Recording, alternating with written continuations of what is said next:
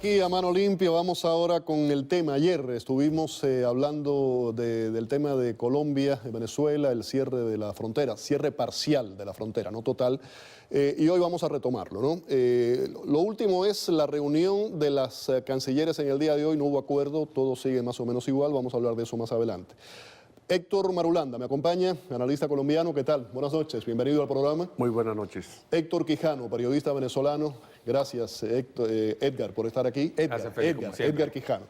Y tengo por acá también para darle las buenas noches desde la frontera con Colombia, esa frontera entre Colombia y Venezuela, a Mauricio Cabal, periodista colombiano, vamos a estar más adelante con él para que nos diga exactamente qué es lo que está ocurriendo. Héctor Marulanda. La reunión entre las cancilleres, no pasó nada, estamos en las mismas, ¿no? Bueno, desafortunadamente yo creo que las instrucciones de Maduro eran que no llegaran a ningún acuerdo y que no se abriera, porque Colombia quería tratar de que se abriera nuevamente la frontera en esas conversaciones, pero ya Maduro había dicho desde ayer que no, que él no va a abrir la frontera y por lo tanto no hubo nada 60 días más, esa es sí, la información que teníamos ayer. Quijano, ¿qué persigue Maduro con este cierre? ¿Generar una confrontación con un país vecino para cancelar las elecciones de diciembre? Va mucho más allá que eso, Félix. El cierre de la frontera, que nosotros lo hemos denominado, lo que hemos seguido el tema, el show de la frontera. Obviamente desviar los graves problemas, situaciones que hay en este momento en Venezuela. Incluso en este momento dentro de Venezuela existen problemas más graves que el propio tema de la frontera, del cual obviamente no podemos cerrar los ojos de que a estos oficiales del ejército venezolano les hayan disparado por un asunto que todavía está realmente muy entredicho. Se habla incluso, se especula que un enfrentamiento entre los carteles, el cartel de los Soles, que dirige el ejército, y el cartel de la Guajira, que dirige la Guardia Nacional.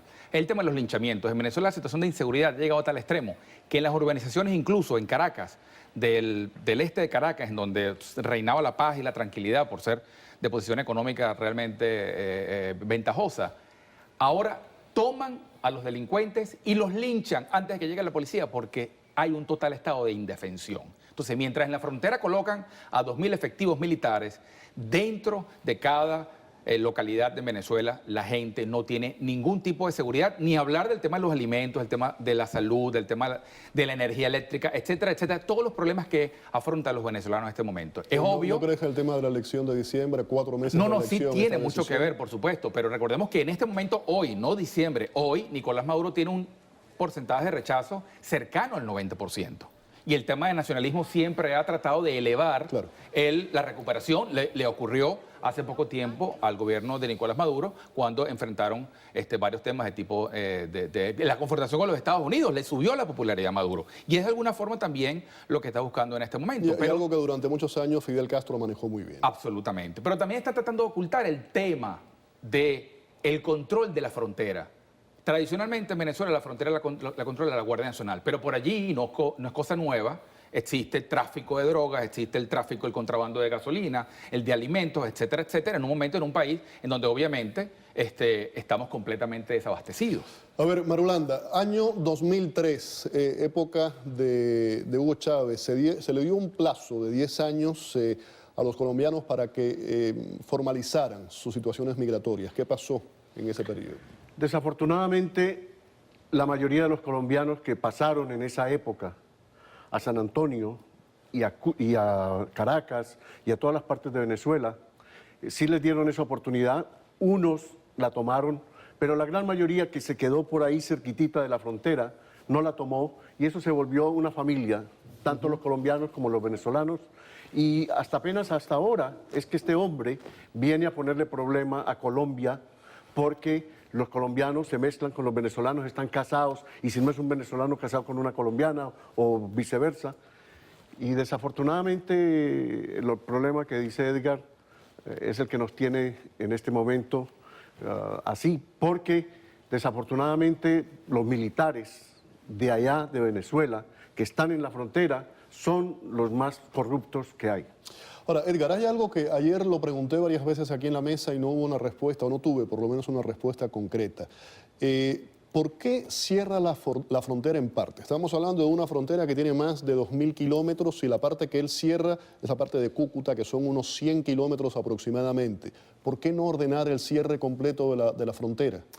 Él cierra la frontera por recomendación del ministro de la Defensa, que le entrega un proyecto el cual le indica que hay 5 o 6 municipios que debe declarar el estado de excepción. Por cierto, hoy conversando con Rafael Poleo y con la esposa de Antonio Ledesma, Mitzi Capriles decía que los venezolanos lo que estamos es en un estado de decepción, porque definitivamente lo que está ocurriendo en Venezuela, a nosotros los venezolanos y a los hermanos colombianos, realmente nos da vergüenza esta situación de desmovilización de más de 1.000 personas, incluyendo niños, mujeres, etcétera, etcétera. Pero Colombia, lamentablemente, se ha visto inmersa ahora, está entrampado. Colombia tiene ahora en octubre elecciones regionales, o sea que también de alguna forma tiene envuelto un problema electoral dentro de esta situación y el cual ahora al presidente Santos lo están atacando justamente porque le están diciendo que está tomando muy suave este tema de esta confrontación. Precisamente por ahí quiero ir, le quiero preguntar a Marulanda. Hoy Santos alzó la voz, pero la pregunta, ¿fue débil ante un gobierno, el gobierno de Caracas en estos momentos que atropella a su pueblo? Yo creo que supremamente, no débil, supremamente débil. Yo creo que el presidente también, desafortunadamente, nosotros los colombianos tenemos que estar con él, apoyarlo en este momento, pero no podemos hacer nada porque el problema está del lado de Venezuela. Entonces, si es una guerra, desafortunadamente, van a perder la vida la gran mayoría de colombianos que están ahí en esa frontera y la mayoría de los venezolanos, que son nuestros hermanos, también a son de nada. Hablábamos del tema político, vamos un poco a centrarnos ahora en la cuestión económica y la humana, que son fundamentales. ¿Qué impacto económico puede tener esto? No, absolutamente. El principal socio comercial de Venezuela es Colombia, además de los Estados Unidos. Por esa frontera van y además tradicionalmente ha ocurrido un flujo comercial. Y yo creo incluso que no solamente desde el gobierno de Santos, desde el gobierno de Uribe han sido muy blandos con la situación del gobierno o del régimen previo de Hugo Chávez y ahora de Nicolás Maduro, porque nunca trataron con firmeza y con fortaleza el tema. Ahora, obviamente, Uribe, que es expresidente, pareciera que en Colombia, después que dejan de ser presidentes, toman una postura completamente distinta a la que toman cuando son presidentes. Uribe hoy presidió una manifestación, inclusive. Sí, pero cuando él fue presidente, definitivamente no asumió esta misma actitud y él conocía toda la situación que ocurría en la frontera, que afectaba económicamente, incluso los intereses económicos de Colombia. Hicieron mucha presión al gobierno de Santos para que, obviamente, tratara de recomponer las relaciones con el gobierno de Miraflores, el gobierno de Caracas, para que obviamente Venezuela pagara la deuda justamente de todos los comerciantes y de toda la situación comercial que existe en la frontera entre Colombia y Venezuela. Es muy importante la relación comercial de Venezuela con Colombia, sobre todo por la frontera de San Antonio del Táchira, que es un estado netamente opositor, que además le ha sido sumamente difícil tanto a Chávez como a Maduro controlar. Recordemos que el mismo gobernador Vilma Mora ha tenido muchísimos problemas, ha sido una zona prácticamente en guerra, en combate en los últimos meses, y eso afecta el hecho de que, como tú señalabas, para las próximas elecciones de diciembre no se puede hacer campaña electoral en una zona que hay declarado un estado de excepción. Yo estoy un poquito escéptico en el problema que dice Maduro con el paramilitarismo.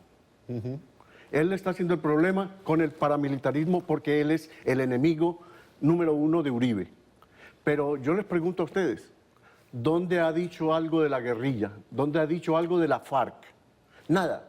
Y la FARC está metida en Venezuela hace años y son los que más daño nos han hecho a nosotros los colombianos. ¿Y el ELN también? Sí, pero... Ellos cruzan la frontera como si fuera simplemente un territorio manejado por ellos de una manera abierta. Pero él no le está echando la culpa, sino al paramilitarismo. No sé, no A ver, Marulanda, un poco, bueno, hablábamos de la parte política, la parte económica. Realmente no se sabe exactamente económicamente hasta dónde esto puede llegar. El lado humano, la crisis humanitaria que hay. ¿Cómo le podemos explicar al televidente de aquí del sur de la Florida, que está un poco ajeno a lo que está ocurriendo, la situación que hay hoy ahí en esa área? Yo creo que desafortunadamente a Colombia esta situación la tomó ¿De sorpresa? De sorpresa. Y entonces el gobierno no estaba preparado para esto. Y por lo tanto estamos viendo que por el río viniendo gente con una nevera encima, con todo lo poquito que lograron sacar y están durmiendo en Cúcuta, en partes en el suelo, porque todavía el gobierno no ha podido llevar a cabo lo que tiene que hacer para recibir 1.500 que llevan desde 3 días, 1.500 personas, y van a seguir llegando. No sé, el gobierno no estaba preparado para esto y Dios quiera que el presidente Santos pueda facilitarle a toda esta gente un nuevo Colombia, esa gente que estaba allá en Venezuela, que ahora no pueden estar allá y llegan aquí sin nada, prácticamente les quitaron todo. Y yo creo que el presidente Santos va a hacer algo para poderles solucionar ese problema a tanta gente. Edgar, el factor humano, el ángulo humano, el rostro humano de todo esto, niños, familias separadas. Bueno, el régimen definitivamente se quitó la careta demostrando que no le importa absolutamente. E incluso Nicolás Maduro Moros, hijo de padres colombianos, de sangre colombiana, no observa, sí lo observa porque sí lo sabe, le llegan los informes de inteligencia de lo que está ocurriendo en la frontera. Pero obviamente el poder y todos los que tienen que perder, todos los que están detrás del poder de Nicolás Maduro y su régimen, saben que la única manera de llegar con cierta popularidad al mes de diciembre es tratando de buscar un enemigo que permita a Venezuela levantarse en una supuesta unión del mundo chavista. Los niveles de popularidad de Maduro han caído incluso muy por el suelo dentro del propio seno del chavismo, que ya no lo quieren. Sin duda. Y solamente lo protegen aquellos sectores económicos que se ven beneficiados de la situación actual ahorita que todavía hacen negocios con el régimen. Tengo una cita aquí del presidente Santos. Les pido a los dos que sean lo más breves posibles, quiero saber la reacción. Santos dijo, voy a citar textualmente, dice, la ultraderecha de Colombia, refiriéndose a Uribe, de quien fue ministro de Defensa, por cierto, me acusa de ser castrochavista. Y el socialismo del siglo XXI, refiriéndose a la izquierda, de capitalista, neoliberal y de lacayo del imperio. Bueno, yo creo que Santos está tratando de ganar el Premio Nobel de la Paz. Y a él no le importa absolutamente nada, sino que el tratado en Cuba se dé para que esto se lo den a él. Por lo tanto, yo no me explico cómo él le ha permitido a esta guerrilla de la FARC extenderse durante ya 3 años y no tener absolutamente una respuesta para el pueblo colombiano para que nosotros podamos tener la paz. Edgar, lo mismo, voy a repetir nuevamente la cita, dice la derecha de Colombia, refiriéndose a Uribe, lo acusa de ser castrochavista y el socialismo del siglo XXI de capitalista neoliberal y de lacayo del imperio. Presidente Santos tiene la gran oportunidad histórica, más allá del Premio Nobel de la Paz, de mostrarle al mundo realmente si es un estadista o es un gobernante de turno, en el sentido de que llama a la hermandad histórica que ha existido entre Colombia y Venezuela, o se deja atrapar por este libreto castrocomunista. ¿Cuál es la respuesta cómo debe responder? Bueno, en primer lugar, no permitir que el odio invada la frontera. E incluso en escala internacional, no permitir que los colombianos que están fuera de Colombia, por ejemplo, aquí en el sur de la Florida, se enemisten con sus hermanos venezolanos. Hay que borrar el odio, que es lo que siempre ha tratado de sembrar este régimen, y permitir que organismos internacionales intercedan para que justamente hagan sus buenos oficios en vista que por la vía diplomática, como fue hoy la reunión de las dos cancilleres, definitivamente esa no es la vía. La vía directa nunca va a ser la vía que obviamente porque Nicolás Maduro siempre va a tratar de alargar la arruga para mantener este conflicto en puertas. Gracias a los dos por haber estado aquí en el programa. Héctor Marulanda y Edgar Quijano nos acompañaban, un colombiano, un venezolano, hablando de esta crisis en la frontera. Vamos a la pausa y al regreso.